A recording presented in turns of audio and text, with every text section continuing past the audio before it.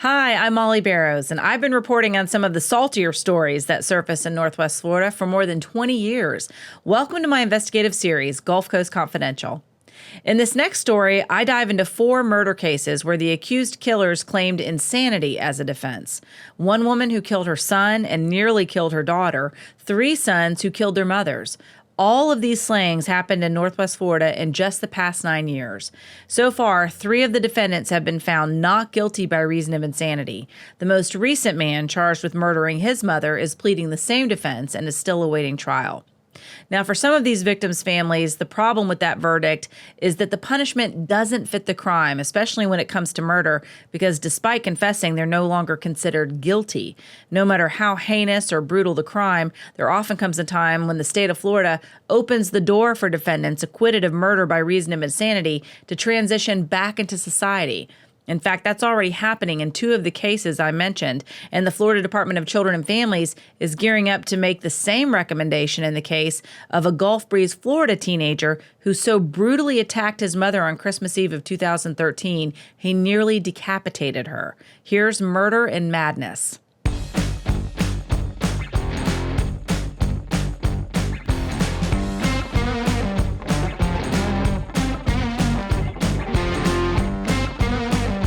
I'm investigative journalist Mollye Barrows. For years, I've covered the stories that made headlines in Northwest Florida and all along the Gulf Coast. Murders, missing persons, and mysteries of all kinds. These cases are far from over for many victims because the full story has yet to surface. Join me for Gulf Coast Confidential, where I dive into the saltier side of the South and expose the lies, greed, and corruption that often weighs down the truth. It's time to turn the tide and get a shot at justice. During a hearing at the Santa Rosa County Courthouse on the morning of September 1st, 2022, the court listened to a licensed psychologist give an update on the psychological progress of 26-year-old Brandon Adelot. He has been in psychiatric care at Florida State Hospital in Chattahoochee, Florida for the criminally insane since 2016, when he was found not guilty by reason of insanity for brutally stabbing, beating, and stomping his mother to death, 48-year-old middle school science teacher Sharon Hill Adelot. He killed her in the doorway of her Gulf Breeze home on Christmas Eve 2013. Dr. Ellen Resch, the licensed psychologist who is responsible for Adelot's care at his current dorm, a civil non-secure unit on the Florida State Hospital campus, told the judge she thinks Adelot will soon be ready for conditional release. Dr. Ellen Resch told the court by phone, quote, "We ask that he remain hospitalized, but I am telling you, if he remains on this trajectory, then I see him in the next 4 to 8 months rounding that corner. And if he has completed enough steps to contemplate referring him to a highly structured and forensically sophisticated program in a community-based environment," unquote. Resch said Brandon Adelot has met most of their criteria for conditional release, like obeying their rules and regulations and completing milestones, including programs such as the Not Guilty by Reason of Insanity Relapse Prevention class and life skills classes like cooking. He also has privileges like walking from building to building on the grounds without a staff escort, and he was asked by staff to represent the 45 peers in his dorm for things that need administrators' attention like food or schedules. Resch said, quote, "He has taken part in all the activities we've asked of him. He has not initiated any aggression toward anyone, nor expressed any thoughts of it, nor given any appearance of trouble with impulse control. In fact, he got struck by someone here in maybe December and did not retaliate," unquote. Now, that's little consolation or reassurance to Sharon Hill Adelot's sisters, Patricia Hawkins and Pam Hill, who were in court for their nephew's hearing. They remember how at 17 years old, the Gulf Breeze High School honors student and baseball player killed his mother unprovoked and without warning. They remember how he used multiple weapons on their baby sister, including a carving knife he brought from his father's apartment and a baseball bat his mother bought for him. They want him confined to psychiatric care for the rest of his life. Sharon Adelot's older sister, Patricia Hawkins, said, quote, "Somebody asked me if I thought he'd do it again if he were to get out of Florida State Hospital. I said I didn't think he'd do it the first time to a mother who loved and adored him. I feel like he has already shown us who he is. We never thought the 17-year-old honor student would do it. After being at Chattahoochee, yes, I think he's capable of doing it again," unquote. A doctor testified at Adelot's trial that he was schizophrenic, which caused hallucinations and made him hear voices that drove him to violently kill his mother. It took 3 years before the state found him competent enough to stand trial. At first, Pam Hill said she thought the insanity plea was the best way to get justice for her sister, who she believed would not have wanted her son in prison. Defendants found not guilty by reason of insanity are remanded into the care of the Florida Department of Children and Families and are confined to secure psychiatric facilities. However, it has now been 7 years since Brandon Adelot received that verdict, and his case comes up for review every 6 months. This is not the outcome Sharon Adelot's sisters expected. Hill said, quote, "Insanity is not a pass to kill. We need to quit excusing that because a human being had to pay the price for a person to practice murderous insanity. Act crazy and you can kill anyone you want," unquote. Dr. Resch told the judge she would, quote-unquote, gladly update the court about Adelot's progress in 6 months, at which time she felt there was a good possibility they would recommend him for conditional release to a step-down transitional program, possibly in Jacksonville, Tallahassee, Miami, or Central Florida. Despite his progress, Resch said Adelot's team wasn't quite ready to do that just yet because he still hasn't taken full responsibility for killing his mom. Dr. Resch explained to the court, quote, he needs to continue working with his individual therapist with the goal of having him more connected to that feeling of accountability so that in the future he can help monitor his own risks, just like the people who monitor him now. We're hoping to build his ability to do that. For some people, it just isn't easy for them to reflect back in a self-critical way and take a hard look at yourself, especially when your perspective on yourself, you were psychotic at the time, but now with medicine, you're not actually psychotic anymore. It's really hard to re-enter that psychological world you were in, unquote. Even if DCF were to recommend conditional release for Brandon Adelot, the court has the discretion to accept that recommendation or go another direction, like denying it, suggesting a different placement, or getting independent evaluations as whether to authorize conditional release. Assistant State Attorney Bridget Jensen prosecuted Adelot's case and was at the hearing updating his mental health status. She said the state attorney's position is the same as it has always been, that Brandon Adelot is a danger to the community and they do not want him released now or ever.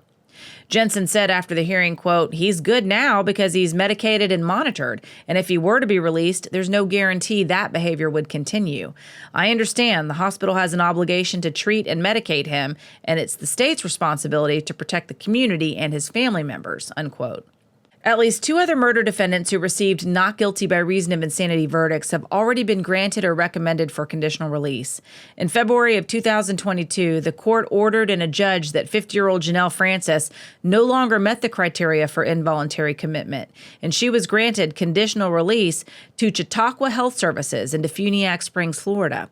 According to the facility's websites, Chautauqua Healthcare Services of Lakeview is a private, not-for-profit community mental health center that offers different services, including mental health, substance abuse treatment, outpatient counseling, adult residential services, prevention education, psychiatric treatment, crisis counseling, case management, screening and referral, and wellness programming for people of all ages.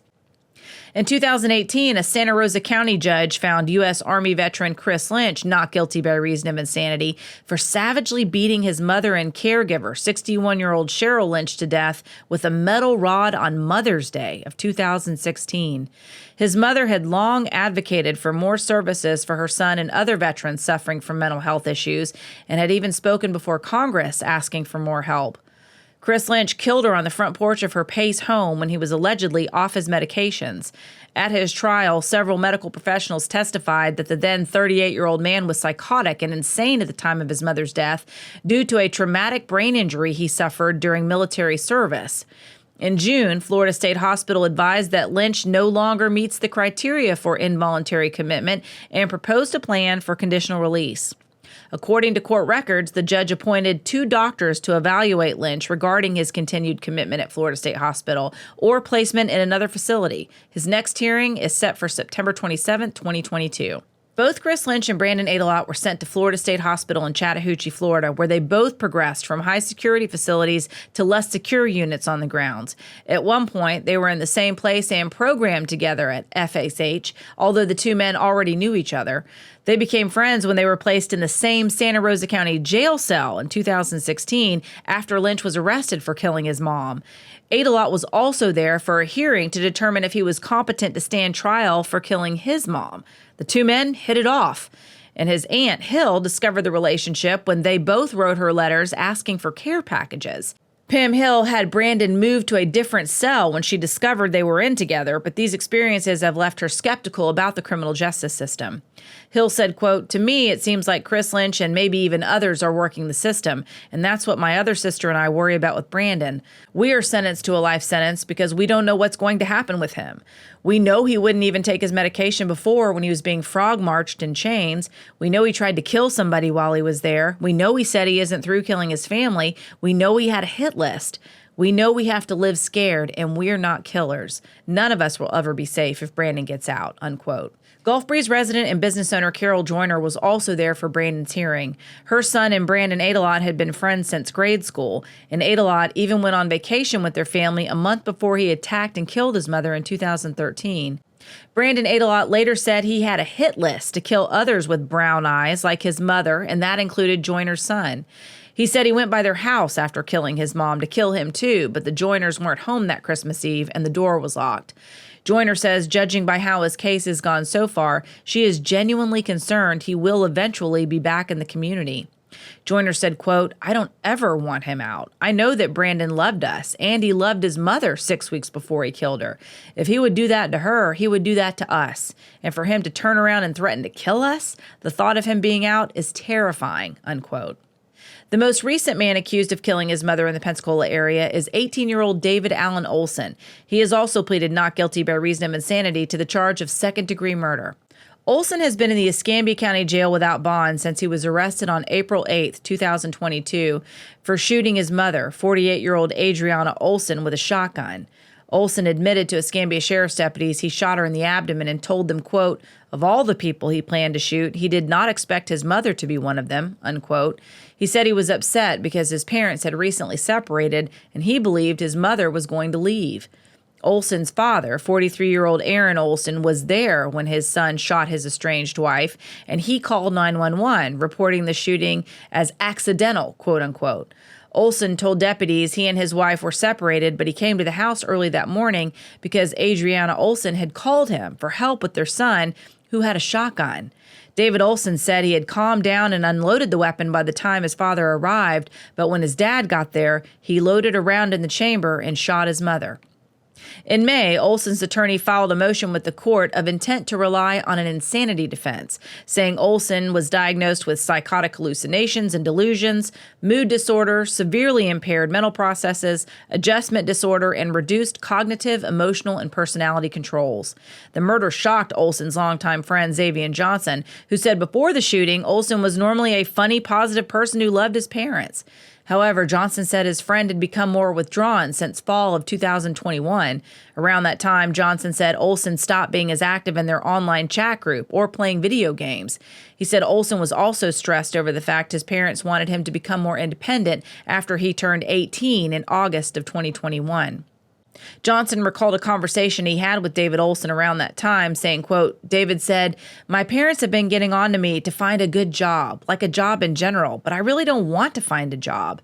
His family is a hardworking family, and David, he felt like he couldn't really do what he wanted to do, which I understand, but we're not really kids anymore. We're adults," unquote.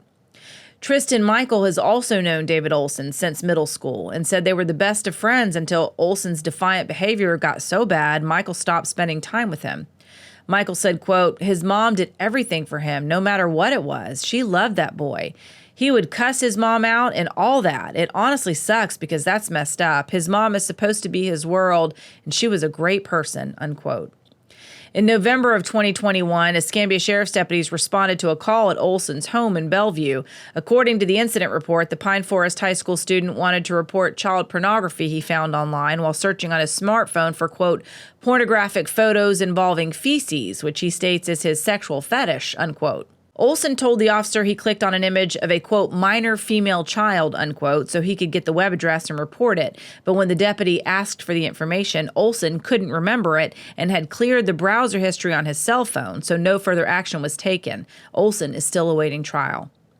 Many mental health advocates, like the nonprofit Mental Health America, support the defense option of not guilty by reason of insanity, saying it's appropriate because the condition of criminally insane defendants makes them not criminally responsible for their actions. They also recognize that fears about the mental state of defendants don't vanish with the verdict. The organization's website reads, quote, "Concerns about public safety and the need for treatment usually remain after such an acquittal, but these concerns should be addressed through civil commitment, involuntary treatment in mental hospitals until the danger has passed, rather than through confinement in prison," unquote. However, looking back, Sharon Adelot's sisters wish their nephew could have been found guilty by reason of insanity. But that isn't an option in the state of Florida, or most states for that matter. Once the not guilty by reason of insanity verdict is in, regardless of a confession, defendants are acquitted of the crime. Their care and recommendations for their future are no longer entirely in the hands of the state attorney's office, which focuses mostly on crime and punishment, but rather with the Florida Department of Children and Families, which prioritizes treatment and rehabilitation and often recommends transitioning defendants back into the community. Hill said, quote, "I feel like it's all about money. It's a lot cheaper to keep him moving out of the system than it is to keep him in a secure facility and not have to pay for the lifelong care of a young, physically healthy man. He's already said he'll kill again, and I think he means it," unquote. Still, the sisters are not giving up. They plan to be at every one of their nephew's hearings to make their positions to the court heard. Hawkins said, quote, "Brandon's smart enough to tell them what they want to hear. If he would do something like that to his own mother when he had everything going for him in life, he's not going to be any safer after learning to be a criminal in the system," unquote. Well, thank you for joining me for Murder and Madness here on Gulf Coast Confidential. There's so much more to unpack about the killing of Sharon Adelot. For more on what happened with the family before Brandon Adelot killed his mother, be sure to check out the episode called Confessions in the Field House on Gulf Coast Confidential. Sharon Adelot's sister, Pam Hill, and I also dig into the issues behind Sharon's death, as well as other crimes, on another podcast called Better Said Than Dead. You can find both Better Said Than Dead and Gulf Coast Confidential on Spotify and YouTube.